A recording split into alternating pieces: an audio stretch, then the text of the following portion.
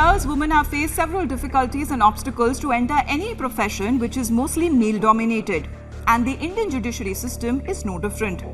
Even after 75 years of independence, India has had women leading from the front, be it as a president, prime minister, speakers, chief ministers, governors, and even party presidents. But there has been no woman Chief Justice of India, a milestone that should have been achieved long ago.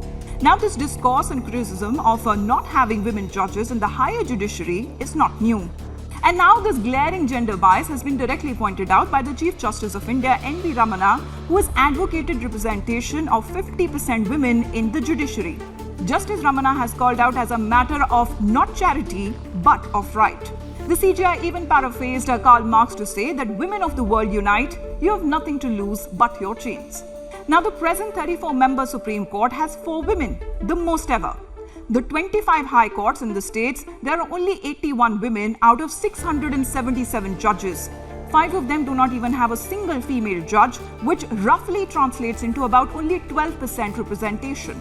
CJI Ramana has added that it won't be easy for women in the beginning who are already battling gender stereotypes, as there is a very evident lack of infrastructure, preference of clients for male advocates, and an uncomfortable environment within courts that lack washrooms, crowded courtrooms, lack of crutches, even lack of sitting places, and a system which is unfriendly to any woman lawyer.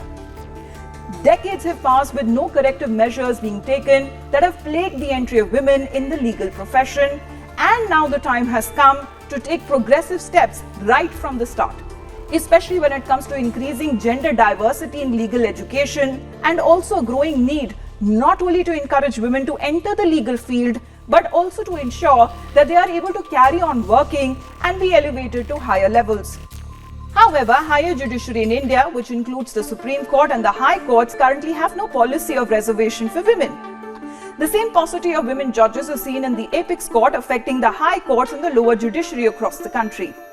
Women constitute only about 30% of the lower judiciary, 11.5% of the high courts, and 12% of the Supreme Court.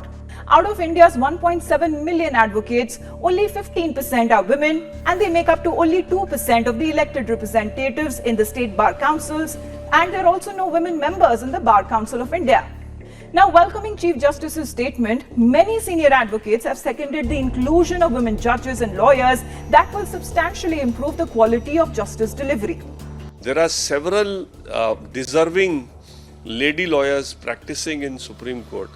And I have been saying this on every occasion, whether at a farewell function of a judge or otherwise, whenever I talk to the media on this subject, that lady lawyers need to be given higher representation in the higher judiciary. Well, I am the first one to advocate for increase of women in the judiciary. And I have been crying for this in my last tenure as well as in this tenure. Even at Justice Nariman's farewell, I said that there should be a system of elevating lady lawyers, because unless you do that, you will not have gender parity in the profession. And today there is a huge disparity. There is a very minuscule percentage of ladies in the higher judiciary. You know, when something comes from the Chief Justice of India, who stands at the top of the legal profession and the legal systems of the country, it is actually something which goes down and resonates across.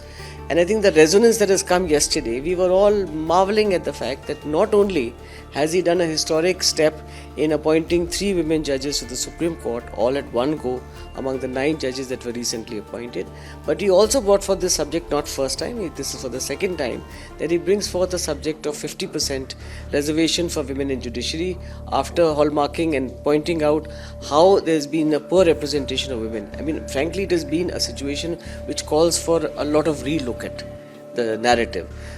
In the last 70 odd years, you only had 8 women judges.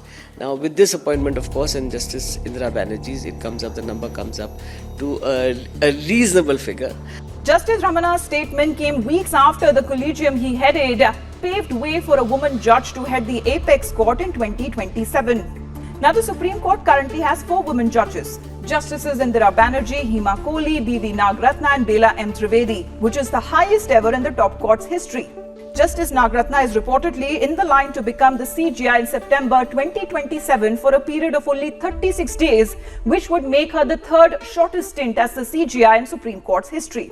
In fact, Justice Nagratna also is the one who batted for shift in gender stereotypes, which would further help change the attitude and perception as to more appropriate roles of men and women. Now, the judiciary occupies a very special place. It is the upholder of the Indian Constitution and the final arbiter of justice. And it is the very same Constitution in which Article 15 prohibits discrimination on grounds of religion, race, caste, sex, and even place of birth. And if we are looking for a liberated nation, we must have gender parity in judiciary, as more women judges in top courts will inspire more women to even join law, and a greater number of women in the Supreme Court would eventually lead to a woman CJI. And this would be a gratifying change which may mark a new beginning of a new era in judicial appointments.